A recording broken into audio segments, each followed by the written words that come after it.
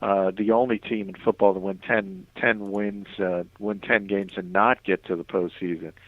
And it was all based on that defense. And you kind of saw how things were shaping up in the off season. First, they lose Darrell Washington to the suspension.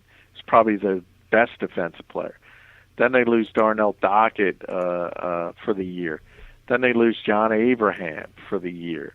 And, these are three big-time players.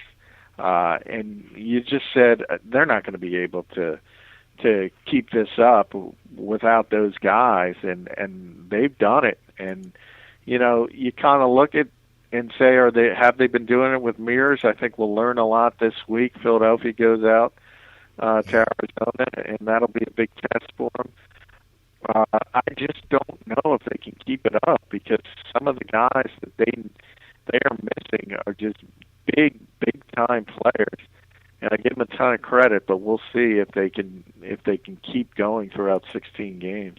Yeah, I see LG in the chat room. I agree. I've said it before. I like Mike Pettin, but back in the coaching search, before the coaching search, Bruce Arians was my guy for the Browns. And, yeah, we'll see. Well, that'll be a big question to be answered about those guys as well. We mentioned injuries earlier. We brought up Victor Cruz there and the Giants and what's happening to them. How about Buffalo? Yeah, they pulled off the game yesterday, but, man, now, you got Fred Jackson and C.J. Spiller. They're going to have some issues here in Buffalo. Yeah, but they are very deep at running back. Remember, they traded for Bryce Brown. They gave up a fourth-round pick. He hasn't basically even been active. So, they're in better position than most teams that would lose two backs. Imagine the top two. It's they become more of a passing-based team with Kyle Orton anyway. They can throw the football. I think that's only going to improve because Sammy Watkins is legit, man. He's going to be a superstar. Yeah, he is. We know. Yeah, I know that's not a happy thing, but he is going to be a star. And I myself question what the Browns were doing there, but because if you can imagine Sammy Watkins and Josh Gordon together with Cameron, what that and a running game, and Jordan Cameron. Oh, trust me, we were all imagining that, and that was before anybody knew about Crowell being a part of this team and the running game that they were going to put together. I don't know, Sammy Watkins. Trust me, my phone, the two biggest. If I was hashtagging my cell phone text yesterday, Alex Mack and Sammy Watkins were the two that I got the most of yesterday during those games. Of course, Watkins with that touchdown catch there, but. I'm with you, my man. I don't know why we didn't just draft Sammy Watkins and call it a day. But now we've got, more first-round picks to have next year, which is great. But I'd sure rather have Sammy Watkins, man. Let's look around the division. Yeah, GMs, I'll tell you, GMs in every sport love to talk about collecting assets now. Yep. That's the new buzz phrase. Yep. And, sometimes when the asset's staring you in the face, just grab the asset. I know. And that's when if Sammy Watkins is in front of me, I'm taking him every single time. And I said that I said that back when it happened. Yes. As this is not revisionist history. This was there's not a lot of can't miss guys, and no one is can't miss because you never know what they're going to be like off the field, that kind of stuff.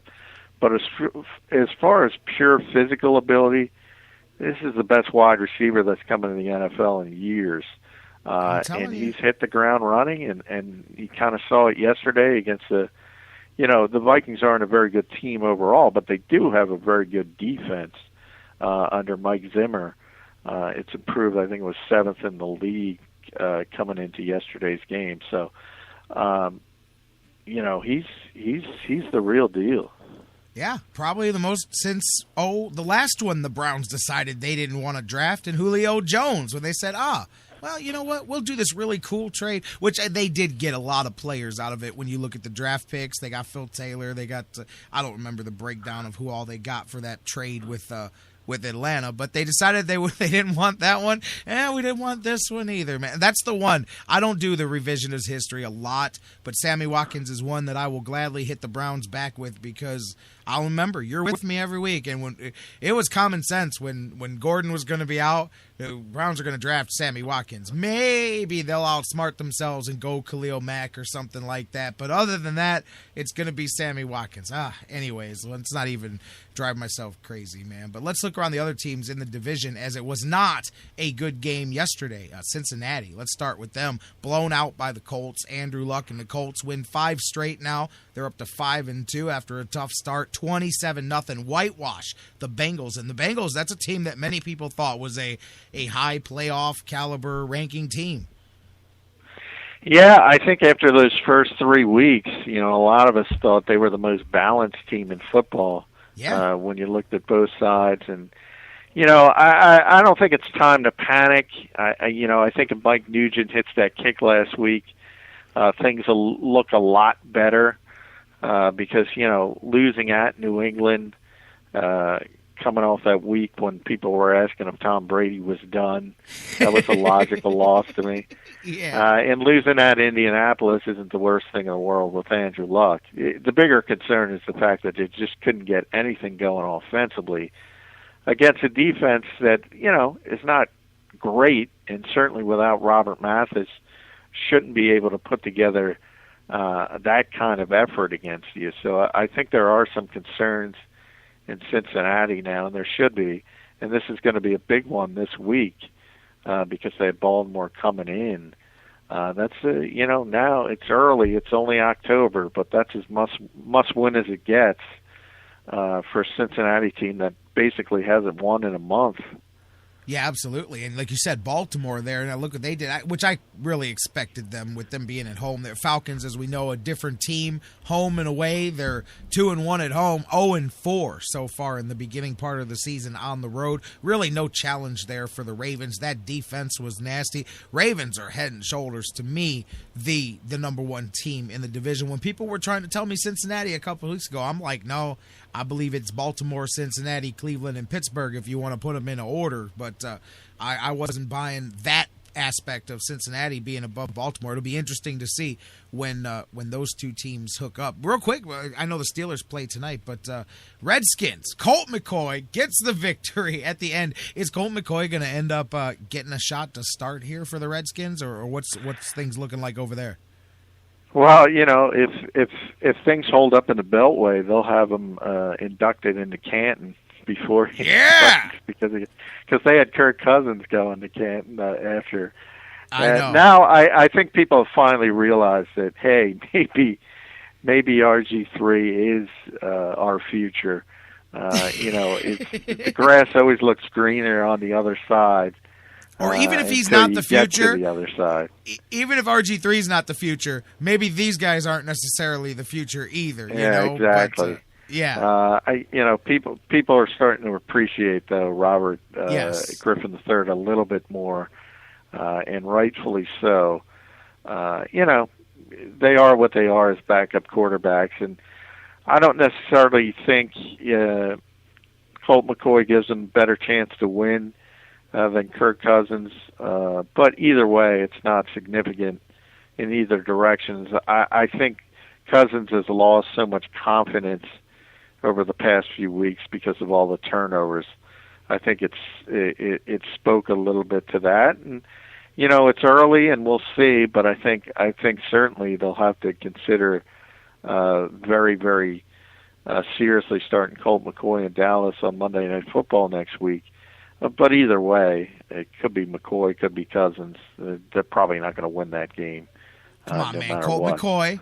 LG called it. Colt McCoy is going to go and smile at Brandon Weeden on the sidelines as he leads the Redskins to victory. No, listen, all joking aside, I appreciate the journey of Colt McCoy to still be in the NFL. I don't know if people outside of Cleveland can appreciate how much he got his ass whipped while he was here, especially that shot heard around the world that changed the NFL concussion policy, literally changed the entire league's protocol because of that shot. And then watching him get railroaded, and we know what happens when the new draft pick comes in. I'm just glad to see the kid. I'm surprised he's still in the NFL, to be honest with you, man. I'm glad to see that he stuck around long enough to get another shot.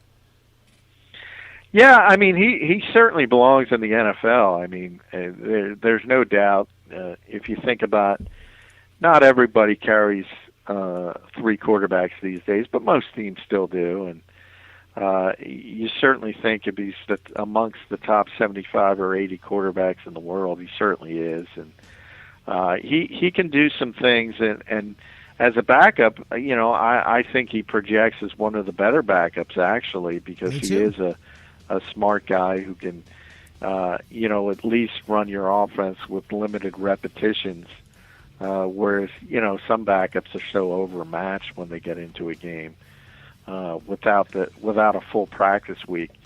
So I actually like him as a backup, and good for him, as you said, that he was able to persevere and get a chance and get his team a victory, which is exactly what a backup quarterback's supposed to do.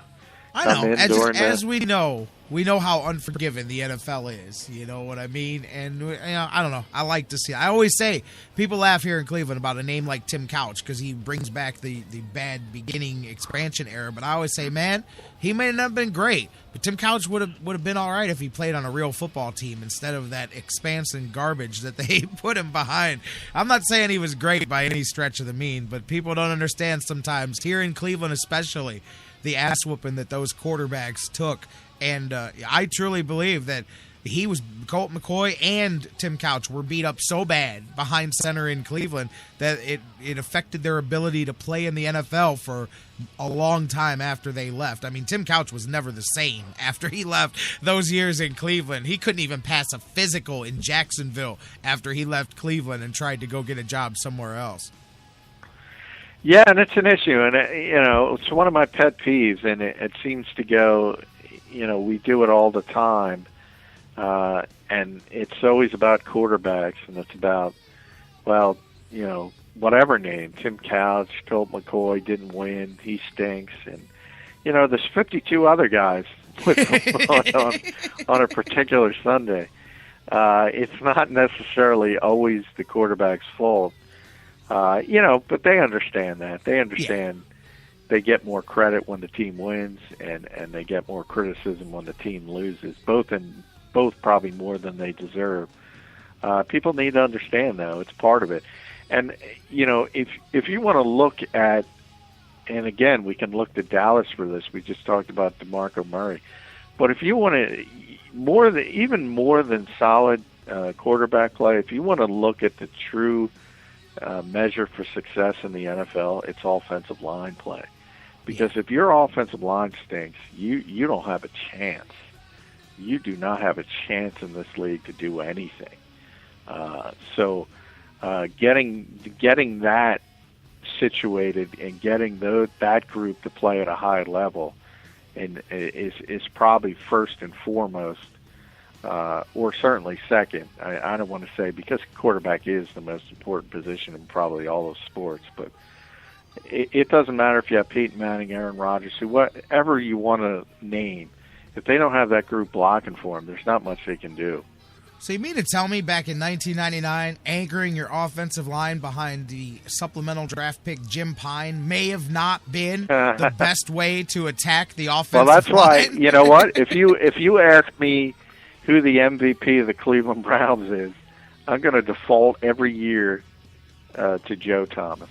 That's year. it. He's still there. And by the way, he was the best player on the field yesterday. There you tremendous. go, man.